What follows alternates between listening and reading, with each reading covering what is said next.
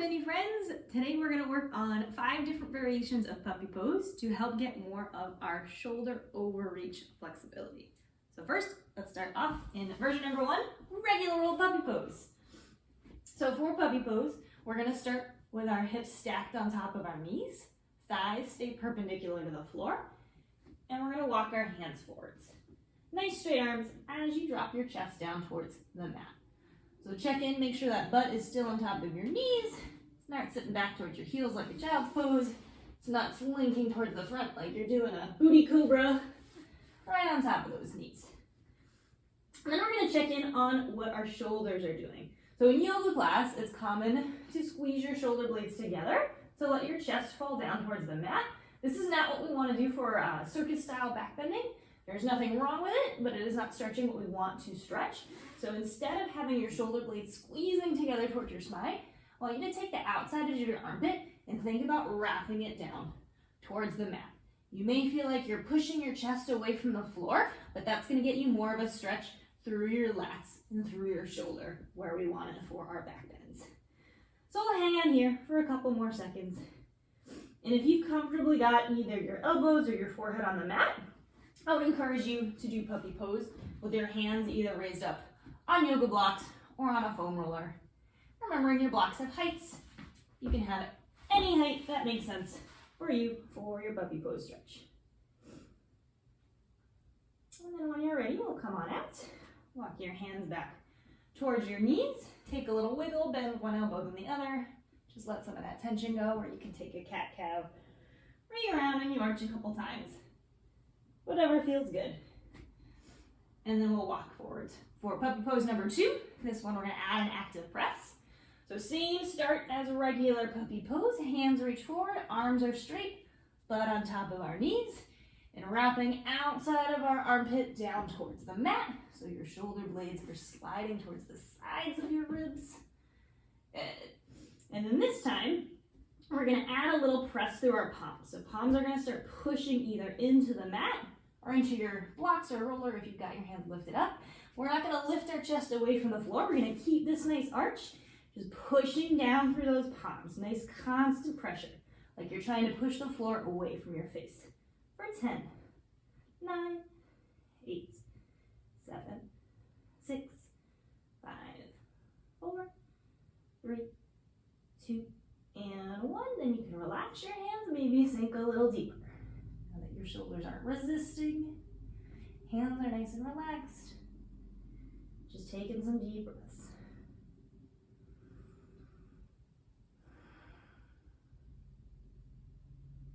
And walk your hands back up towards your knees. Lift that chest back to your tabletop, bend one elbow than the other.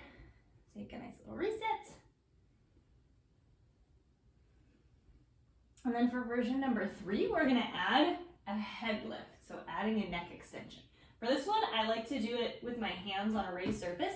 Even if you're regular puppy pose, you don't have your forehead down on the ground. If you don't have blocks or something to lift up your hands, you can still do them with your hands on the floor. You're just going to be getting a little up close and personal with your mat. So we're going to walk our hands forwards, arms nice and straight, outside of your armpits, wrapping towards the floor. Come into our puppy pose.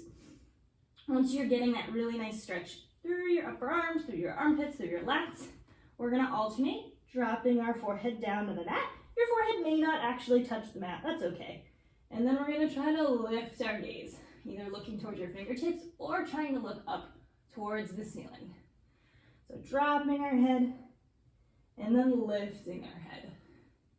Keeping it nice and slow, kind of like you'd be doing a cat-cow in yoga.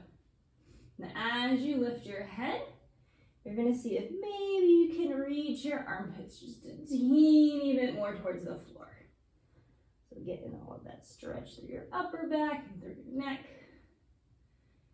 And we'll do 2 more. Dropping the head, lifting the head, sinking the chest. Dropping the head, and lift the head. And then you can slowly come back on up to your tabletop. Give those elbows a little bend. Let some of that tension go. And puppy nose number 4, we're gonna do with bent elbows. So this one, you've got a couple options of what you could do with your hands. You could bring them together in a prayer pose. You could interlace your fingers, or if you're a little bit bendier and you've been able to get either your chin or your chest to the floor in these other variations, I would encourage you to do this with a block between your hands, making it a teeny bit harder. So any version, whatever you're doing with your hands, we're gonna place our elbows down, shoulder width apart. So shoulder width apart looks like this, not like this. Elbows stacked right in front of your shoulders. And either bringing your hands together or sandwiching a block between them.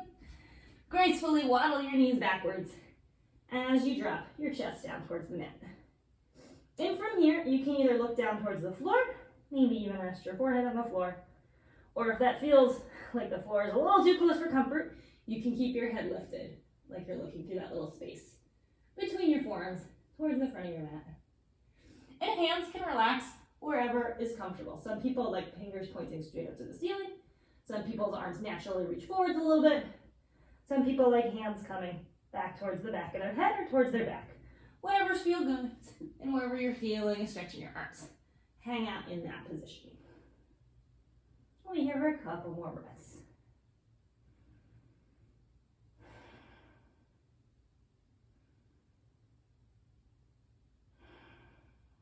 And when you're ready, slowly come on out. Slowly walk back up to your tabletop. Take a little wiggle, bend your elbows, take a cat-cow, whatever feels good. And a reset. And the last one we're gonna do, we're gonna add in some arm extensions. So this is really, really great active flexibility for our shoulder extension. This is one of the best things you can do to get that shoulder flexibility for things like full wheel pose or circus style or contortion style bridges. So for this one, we're gonna try to do it in puppy pose.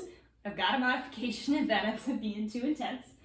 So we're gonna walk our hands forwards as we drop our chest coming into our puppy pose. Maybe not coming into your most deep, crazy, bendiest puppy pose, because this is gonna be a little tricky. So coming into a comfortable puppy pose. Then we're gonna shift all of our weight to our right hand. So that right hand is pushing into the floor, super duper strong. Strong enough so that I can lift my left hand off of the mat. I am not falling down to the floor. And I'm gonna spin my left hand so that my palm faces in, thumb up to the ceiling. And I'm gonna try to lift my arm up and down. My collarbone is still facing the floor and my gaze is facing the floor. So I'm not looking up, I've got a nice neutral neck, and I'm not twisting as I lift. All the movement is just coming from that shoulder. If this is really, really hard and you can't even lift your arm off of the floor in this position, not uncommon, we're just gonna make it a little bit easier. Stick your butt back towards your hips like you're gonna take a child's pose. We'll keep our chest lifted a little bit. Right hand still presses into the floor. Right arm nice and straight. Left arm nice and straight. Thumb up. And we're gonna do our arm lifts from here. So we're doing a total of 10 to 15. Since we've done a couple already, we'll just do another 5, 4, 3, 2.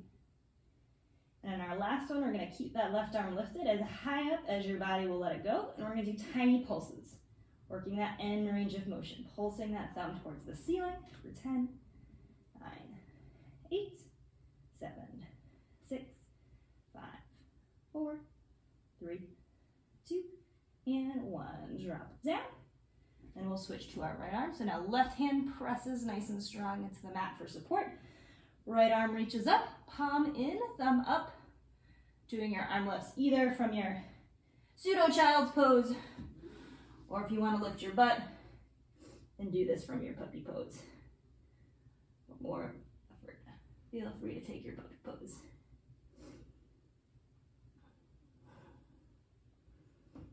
Double checking that the outside edges of your armpit are still reaching down towards the floor. Keeping our shoulders wrapped towards the sides of our ribs. And then on our next one, we're going to keep our right arm lifted up and tiny pulses towards the ceiling. Thumb reaching up for 10, 9, 8, 7, 6, 5, 4, 3, 2, and 1. Drop it got your heels sitting back by your feet, lift your butt back up. And then we'll take one last puppy pose, walking your hands forwards, straight arms, butt lifted, outside edge of your armpit, reaching down towards the floor. Palms either on the floor, or you can raise them up on blocks or a foam roller. Taking a couple more deep breaths here. You can even try to get a teeny bit more of a back bend by bringing your attention to your pelvis and thinking about trying to lift your tailbone up. This is much more upper back and shoulders. Your low back doesn't get to do a little bit, but by tilting your tailbone, you might get a teeny bit more bend. And then when you're ready, walk your hands back up towards your knees. Come on up. And those will wrap up our 5 fancy new puppy pose variations.